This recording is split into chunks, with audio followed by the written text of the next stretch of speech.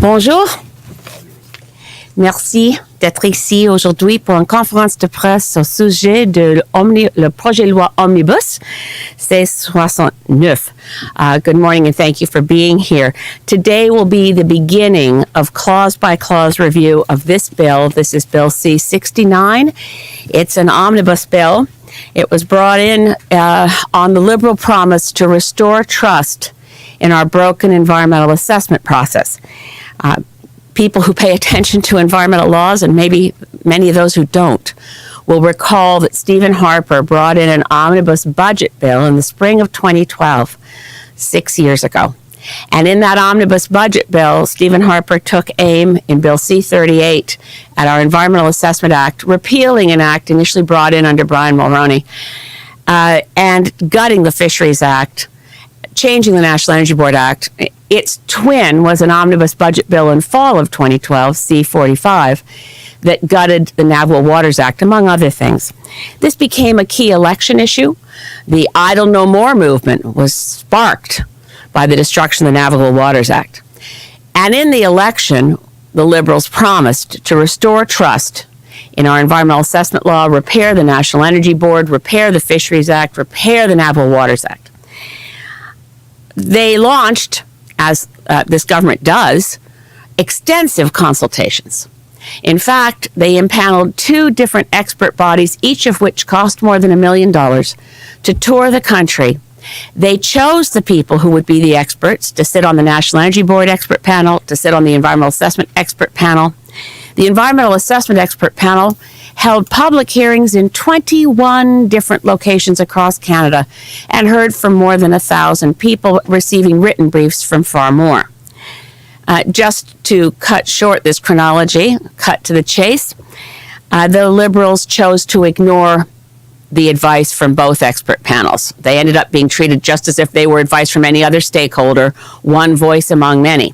So while the expert panel on environmental assessment said very clearly there should be one agency, it should do all the assessments. There should be assessments for projects big and small. We must return to ensuring that environmental assessments at the minimum cover areas that involve federal land, federal money, or decisions made by the federal government in key areas, migratory birds, issues relating to the fisheries, indigenous rights, species at risk, a fairly long list.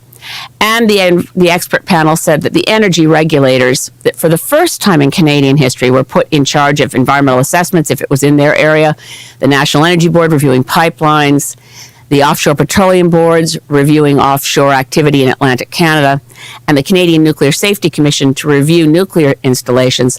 The expert panel said those agencies don't belong in environmental assessment. Impact assessment, as we're now calling it, should be conducted by one agency, a quasi-judicial body. Well, these recommendations were apparently rejected. Unlike most expert panels or Royal Commission reports, usually you see a report and response point by point from the government. We never got that. What we got was this. Now, of all the acts that were changed, the one where trust is being rebuilt is Bill C-68, because the Fisheries Act is a standalone piece of legislation in which Minister Dominic LeBlanc has restored the protection of habitat for fisheries and has improved the act overall. But it's not fully repaired because one of the key things that made the Fisheries Act so effective in protecting the environment was that if a minister of fishery was making a decision to permit alteration of habitat, to permit destruction of habitat, there had to be an environmental assessment because the trigger of the decision the minister of fisheries made went back into the environmental assessment process with a legal impact that you had to have an assessment. Most of what Harper wrecked in omnibus budget bills C-38 and C-45 back in 2012 is, ironically, delivered to us in an omnibus bill. So Bill C-69, which begins its review clause by clause this morning, includes changes to the National Energy Board Act, changes to the Environmental Assessment, or now Impact Assessment, and changes to the Navigable Waters Protection Act, now called the Navigable Waters Act. I'm so disappointed. Disappointed is a small word for the extent of unhappiness that I felt when I began to read this omnibus bill C-69. Then imagine my horror that this bill, which is over 400 pages, initially and right off the bat, time allocation. Time and time again. Time allocation at second reading, time allocation in committee. And now we start clause by clause with a firm deadline that we have to be finished with the review of this bill, and any amendments that aren't debated, they're going to be gavelled through. So this bill is receiving the kind of bulldozer treatment that we got used to under Harper, and I didn't think I'd see under this government. And I don't know why. Bill C-59, by comparison, which was Ralph Goodale and Jody Wilson-Raybould's attempt to repair Bill C-51, the Anti-Terrorism Act, we had a better effort at the get-go, so there was more in first reading at C-59 that actually repaired the damage of C-51. And I went through clause by clause on that bill. We had long hearings. We stayed as long as it took to get through every clause by clause review. That bill was 150 pages long. We spent 14 hours in clause by clause. In contrast, these 412 pages with hundreds and hundreds of amendments facing us in committee has a hard stop to be done with clause by clause within 18 hours. Inevitably, key sections of this bill will never see debate in committee at clause by clause. Amendments will be gavelled through. Now, I've brought forward 150 amendments to Bill C-69. Most of my amendments focus on trying to repair the impact assessment section. So let me, in the time remaining, just focus on that and then do a little bit of a resume in French. What I'm trying to repair here is, number one, what does impact assessment cover in Canada? It should cover those areas of federal jurisdiction that have been covered by federal environmental assessment law since 1976. What Harper accomplished was to say, we don't do environmental assessments on everything the federal government does. We're just going to do them on big projects. And this bill does the same thing. It says we're only going to do the big projects. We're not going to worry when federal money is spent. We're not going to do a screen that will catch all the projects where a federal minister makes a decision that might destroy key habitat. We're going to assume that we can ignore smaller projects. That was not the advice they got from the expert panel. The expert panel said to get energy regulators out of the process, one agency. And this is pretty tricky because anyone who looks at the talking points from ministers about this will think they did do one agency. They've done one impact assessment agency. And that agency, again, departing from the advice they received, is not quasi-judicial, but at least it's one agency. And here's where I think the word duplicitous applies. One agency does the review, but if that agency is reviewing pipelines, they have to pull panel members from what used to be called the National Energy Board, now called the Canadian Energy Regulator.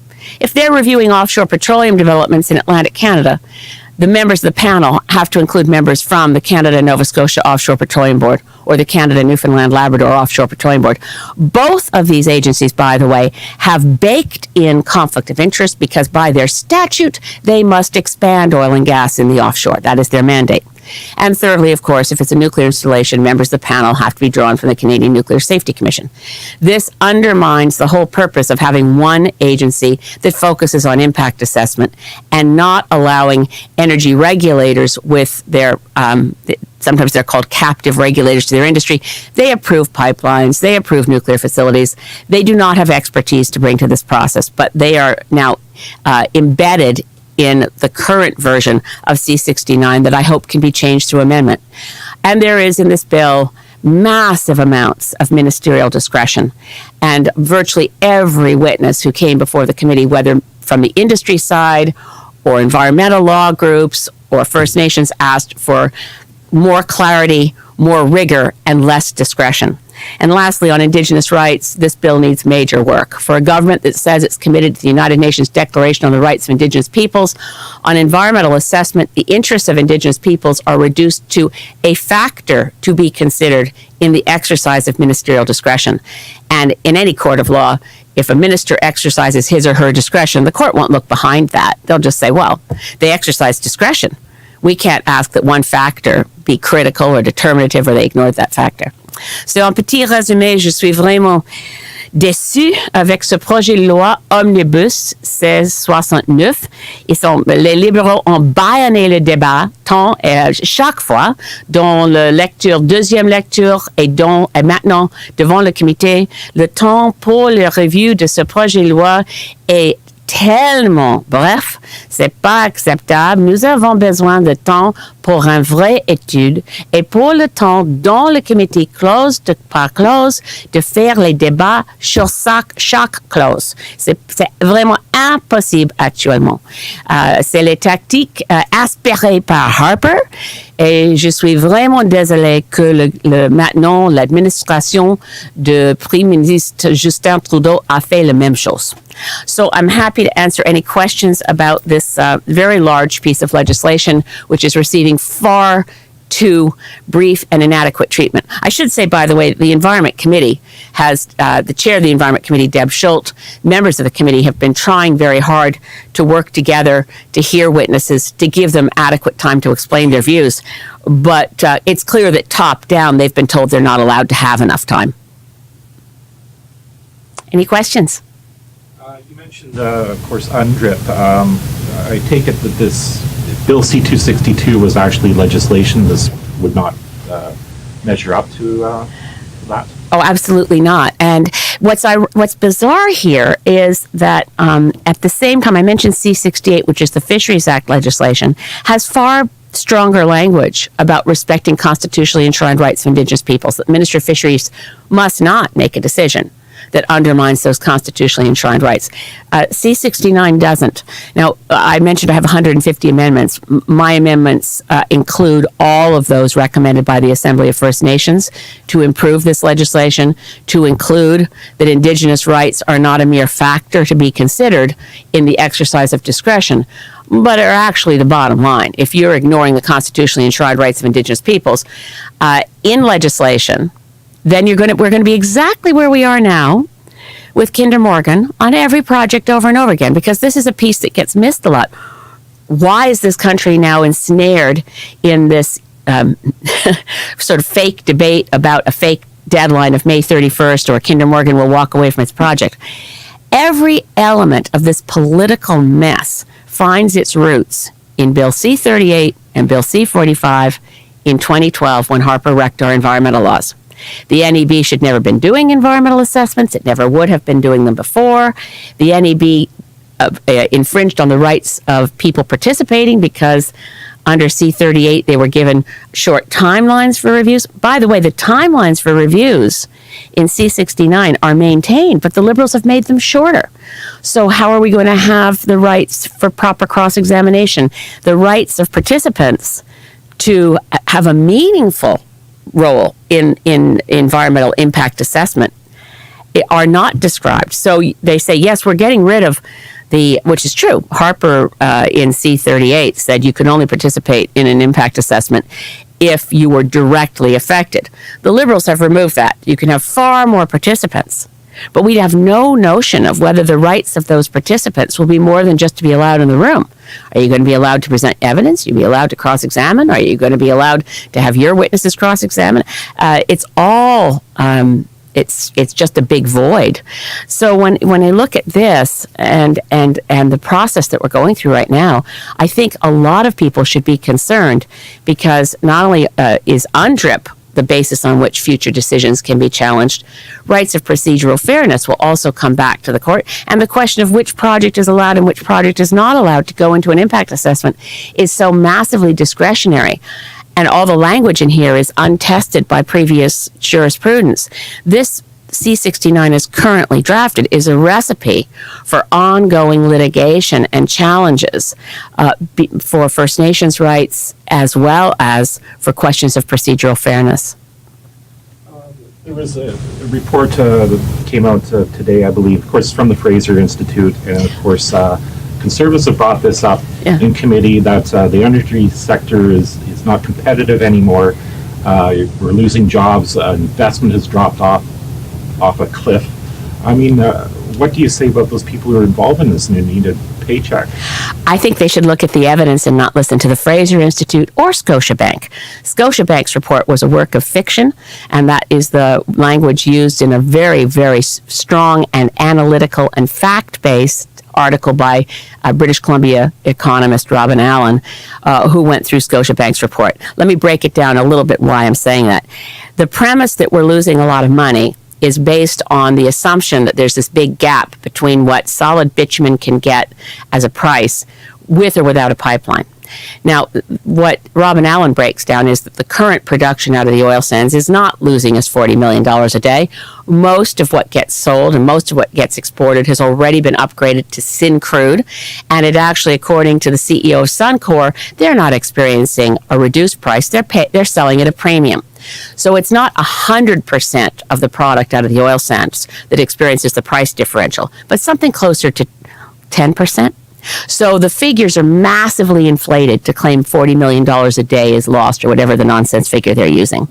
The other key factor, of course, is that globally, investment in fossil fuels is declining. Globally, the investment in fossil fuels is declining, and not because people can't get access to pipelines, but because the market and investors are moving away from fossil fuels and moving to renewables. So it's been many years in a row now that the investment in renewables has outpaced the investment in fossil fuels. So fossil fuel investors, let's look at the ones that have already quit the oil sands. Stat Oil of Norway. They didn't leave complaining they couldn't get a pipeline.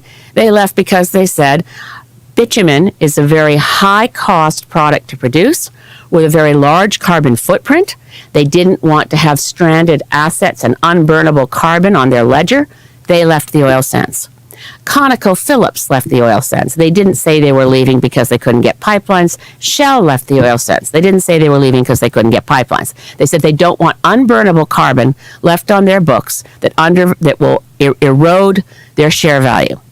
So Canada seems to be living in a fossil fuel bubble where we think there's a future for investors in fossil fuels.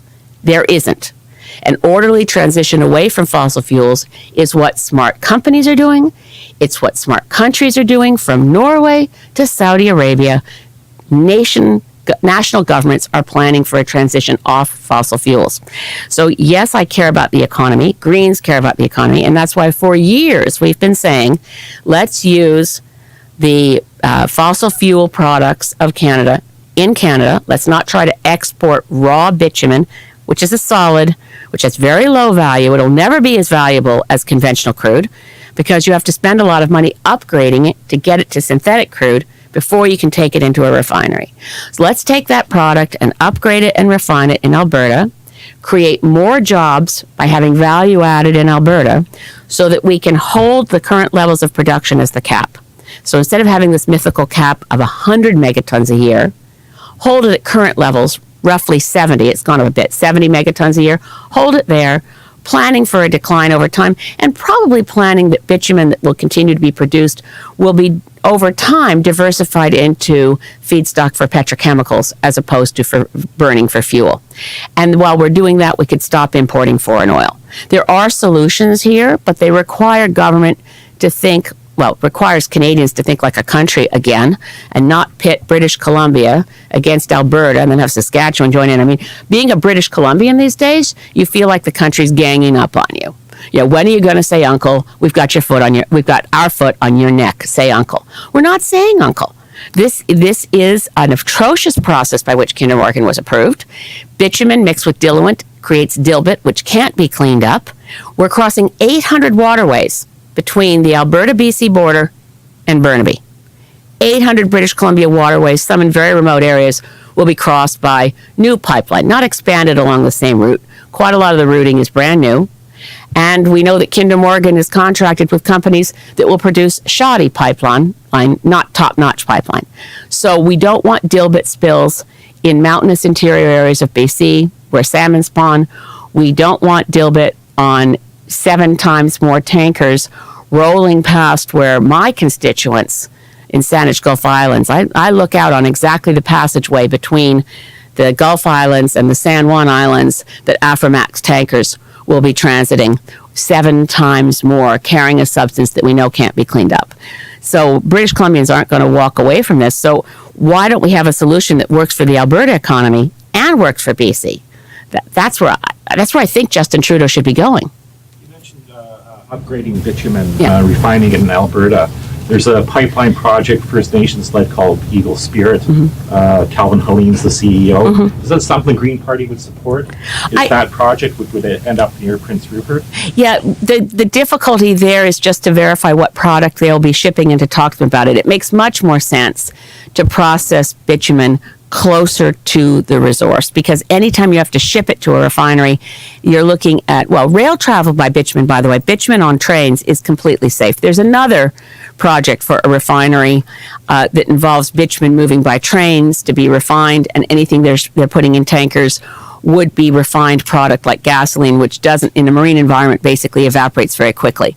So that's also one that has First Nations interests. We're looking at anything and everything, but the more sensible projects would be to expand upgraders and refineries in Alberta, helping the workforce in Alberta. We have a lot of workers across this country who used to work in refineries. In the 1970s, we had 40 refineries in Canada. We now have 16. And while I'm on the topic, the reason the price of gasoline, there's so much mythology around what's going on in BC. The idea that we're paying a high price for gasoline right now in Vancouver, that it has anything to do with Kinder Morgan, it doesn't. The last refinery we have in the Lower Mainland used to be owned by Chevron. A new company called Parkland bought it at the end of last year, and they pretty much were, they were very, very low production, not quite completely shut down, but they have been putting major upgrades and renovations into the Parkland refinery in Burnaby. So Vancouver residents have been buying a lot more gas from south of the border.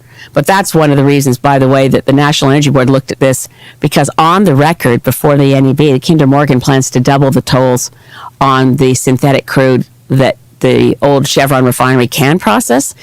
And the National Energy Board said, oh yeah, well, if Kinder Morgan goes ahead, yes, Lower Mainland residents will be paying more for gasoline, but that's okay. That's not one of the factors we have to consider in the public interest. So this whole, the whole set of arguments about why we need a pipeline are so drenched in fact-free propaganda that it becomes almost impossible to unpack all of these stories that are out there that get repeated by major news outlets, by politicians of almost every stripe, as though they were true. And they're most of them, when you unpack them, are simply propaganda. And I'm grateful you're here. Any other questions? If there is, I'm going to have to ask one last question. Sure. And, of course, on the subject of Kinder Morgan, tomorrow First Nations leaders are in Houston, Texas, to, I guess, meet with shareholders or try and break into the shareholder meeting. How effective will that be? You never know. I mean, I think if I were a shareholder in Kinder Morgan, I'd be worried because they've, that's they actually are quite a large company. The pipeline in BC, whether it goes ahead or not, doesn't have much impact on their share value. But if you're looking at reputation, do you want to be, we don't know what the court is going to rule, but we know any day now the Federal Court of Appeal will rule on the question of whether the permits for Kinder Morgan were issued legally or not. So there was a lot of uncertainty that's baked in, whether John Horgan is Premier or Christy Clark is Premier of BC. Those court cases were all filed before the BC election. They're strong. There's 15 different cases. So taking it directly to the shareholders to make sure they understand the permit you have could be illegal. We don't know yet. And by the way, Kinder Morgan issuing their ultimatum, we need to know by May 31st or we're out. The permit they have from the National Energy Board has 157 conditions. They haven't met them yet. In fact, even after their April 8th press release that we need to know by May 31st, they contacted the NEB and asked for an extension on request for more information to meet the condition that relates to the routing of the pipeline.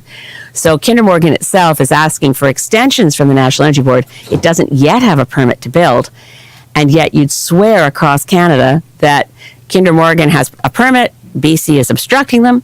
Neither of those things are true. Et merci beaucoup. Aujourd'hui, c'est pour les amendements de projet de loi C-69. If this bill isn't substantially improved in committee, I certainly hope that Minister McKenna will look at these amendments and recognize that the Liberal legacy of meeting any promises for the environment depend on allowing through many amendments to strengthen an otherwise unacceptable bill. Thank you very much.